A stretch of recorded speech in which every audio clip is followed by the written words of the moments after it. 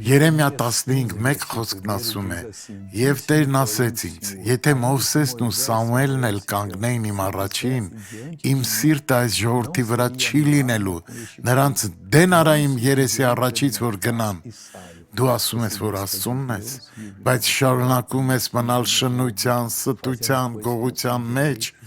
այսպես վարվելով դու վշտացնում ես Աստծո սիրտը։ Ինչքան էլ աղոթեն քեզ համար, մեկ է Աստված չի օրհնելու քո կյանքը։ Դու պետք է ապաշխարես։ Աստված ուզում է փոխել քո կյանքը։ Քո միակ փափագը պետք է դառնա Աստծո խոսքի մեջ մնալը։ Դիտենք վկայությունը։ Դոկտոր Սուարես, երբ ես շնչում եմ, օդը նորմալ հասնում է թոքերիս, բայց արտաշնչելիս ցավ է առաջացնում։ Երբ աղոթեցիք շնչառական խնդիրների համար, ես երկար շունչ քաշեցի ու բաց թողեցի։ Եվ այլևս չցավեց։ Փառք Աստծուն, բոլորը կարող են բժշկվել։ Աղոթենք։ Ես սրտանց աղոթում եմ օրհնելու այս մարդկանց։ Ես վռնդում եմ չարի հարձակումները այս մարդկանց կյանքից Հիսուսի անունով։